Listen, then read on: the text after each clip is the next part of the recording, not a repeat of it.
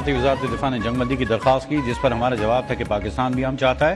DGISPR lieutenant general Ahmad شریف کی RT Arabia سے خصوصی گفتگو، کہا بھارت پاکستان سمیت پورے خطے میں دہشت گردی کا سرپرست ہے، پاکستان میں خوارج اور بلوچ دہشت گردوں کی پشت پناہی کر رہا ہے، حقیقت چھپانے کے لیے جھوٹے بیانیے کے پیچھے چھپ رہا ہے۔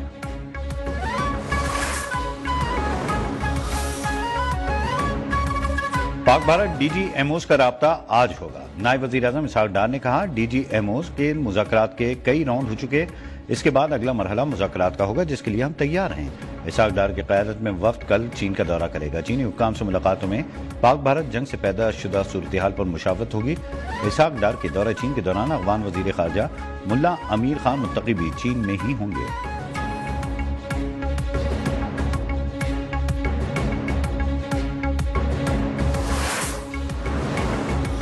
یہ دھرتی نہیں تو کچھ بھی نہیں، ہر پاکستانی اپنی جان و مال ملک پر نچھاور کرنے کے لیے تیار ہے۔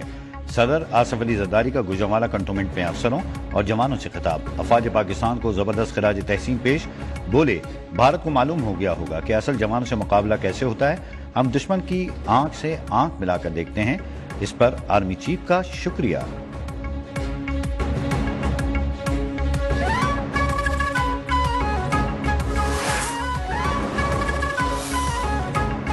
قوم مسلح افواج کی شانہ بشانہ کھڑی ہے، دشمن اب کسی بھی ایڈونچر سے قبل 100 بار سوچے گا۔ فتح میزائلوں نے نہیں، دشمن پر ہیبت طاری کر دی اور نام نہاد طاقت پاش ہو گئی۔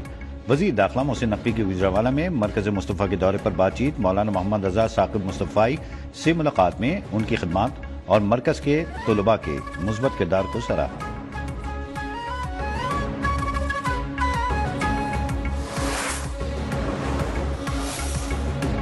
پاکستان نے جن طالبان کے لیے دہشت گردی کے الزامات برداشت کیے، آج وہی اسرائیل اور بھارت کے ساتھ کھڑے ہیں۔ وزیر دفاع خواجہ آصف کی سابقہ اتوار کی پالیسی پر تنقید، کہا بھارت میڈیا بھی تسلیم کرتا ہے کہ پاک بھارت جنگ میں صرف اسرائیل اور افغانستان نے بھارت کی حمایت کی۔ طالبان عبوری حکومت کے وزیر دفاع کا خفیہ دورہ بھارت بھی توجہ کا مرکز ہے۔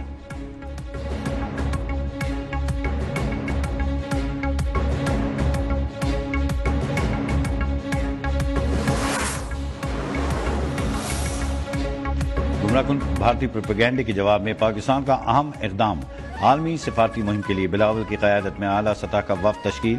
وفد بھارتی جارحیت سے عالمی برادری کو آگاہ کرے گا۔ وزیر اعظم نے بلاول بھٹو زرداری کو بھارتی پروپیگنڈے کا توڑ کرنے کا اہم ٹاسک دے دیا۔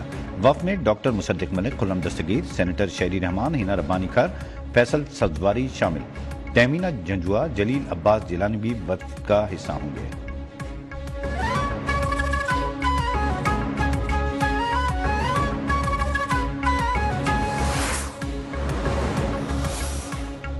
سندھ طاس معاہدے کی خلاف ورزی کی کوشش تشویشناک ہے، بھارتی اقدام پاکستان کی سلامتی پر حملہ سمجھا جائے گا۔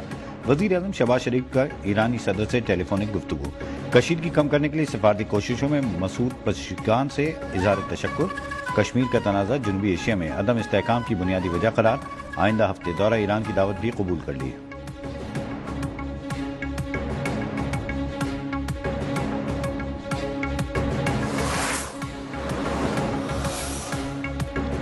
وزیر اعلی پنجاب کا پاکستان کی حمایت پر ترکیہ سے اظہار تشکر۔ پاکستانی قوم ترکیہ کی حمایت ہمیشہ یاد رکھے گی۔ وزیر اعلی پنجاب مریم نواز کی ترک سفیر عرفان نذیر اوغلو سے ملاقات میں گفتگو، کہا ترکیہ سے تعلقات کو معاشی تحریک میں بدلیں گے، دو طرفہ تعلقات نئی بلندیوں تک لے جانے کی خواہش کا اظہار۔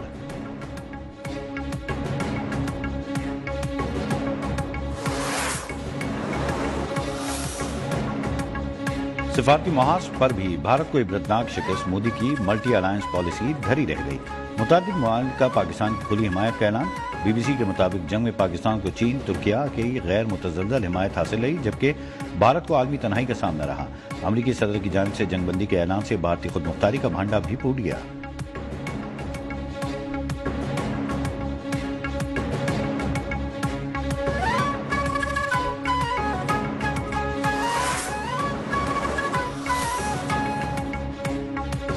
رافیل طیارہ گرنے سے بھارت کا آپریشن سندور اسی کے لیے ایک تباہی میں بدل گیا۔ جرمنی اخبار زمینی حقائق سامنے لے آیا۔ تکنیکی برتری کے گھمنڈ میں مبتلا بھارت پاکستان کی صلاحیتوں کا اندازہ لگانے میں بری طرح ناکام رہا۔ پاک فضائیہ احاطوں رافیل طیاروں کی تباہی، مغرب کے لیے وارننگ قرار۔ چین کا J-10C امریکہ کے F-16 طیاروں کی برآمدات کے لیے خطرہ قرار۔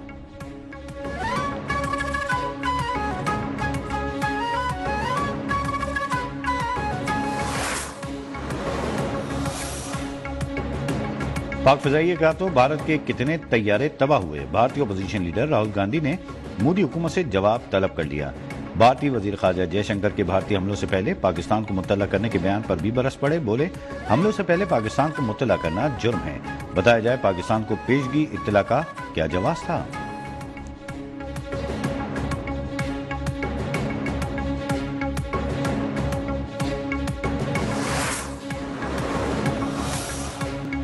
پہلگام حملے سے پہلے سیکیورٹی کیوں فراہم نہ کی گئی؟ آپریشن سندور سے پہلے سرحدی علاقوں سے شہریوں کا انخلا کیوں نہیں کیا گیا؟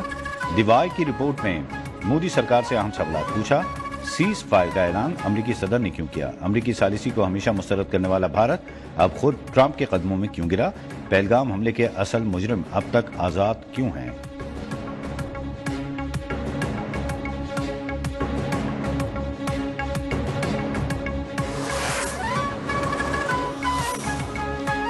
ملک بھر میں افواج پاکستان سے اظہار محبت، اوکاڑا میں مسیح برادری کی ریلی، سیاسی اور سماجی شخصیات سمیت خواتین کی بھرپور شرکت۔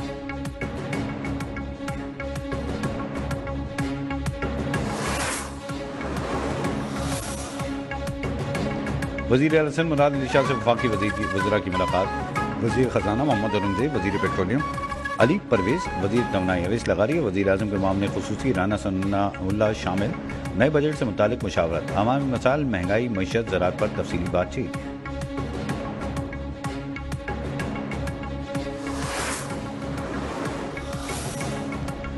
پاکستانی معیشت بحالی کی جانب گامزن، رواں مالی سال کرنٹ اکاؤنٹ سرپلس رہا، مہنگائی کی شرح 9% تک رہنے کا امکان۔ IMF نے پاکستان کی معیشت پر پہلا اقتصادی جائزہ جاری کر دیا، آئندہ مالی سال میں DGP گروتھ 3.6%، مہنگائی کی اوسط شرح 7.7%، بے روزگاری کی شرح 7.5% رہنے کا امکان۔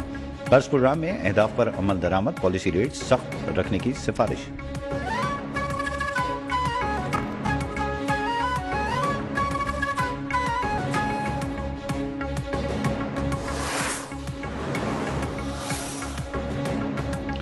عثمان بزدار کے ضلع DG خان میں پارک کی تعمیر میں ابتدائی طور پر 48 لاکھ روپے کی مالی بے ضابطگیاں، PHA تونسا میں ٹھیکیدار کو 12.5% کمیشن کے بجائے 20% ادائیگی ثابت ہونے کے باوجود کسی سرکاری افسر کے خلاف کارروائی نہیں کی گئی۔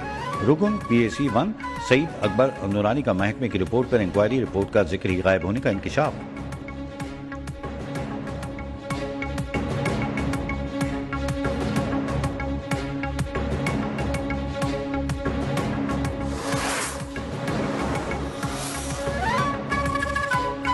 سندھ اور پنجاب کے میدانی علاقوں میں گرمی کی شدید لہر، لاڑکانہ اور سکھر میں پارہ 46 ڈگری سینٹی گریڈ تک جا پہنچا۔ لاہور میں درجہ حرارت 41، پشاور میں 40 ڈگری ریکارڈ، کراچی میں درجہ حرارت بڑھنے کی پیش گوئی۔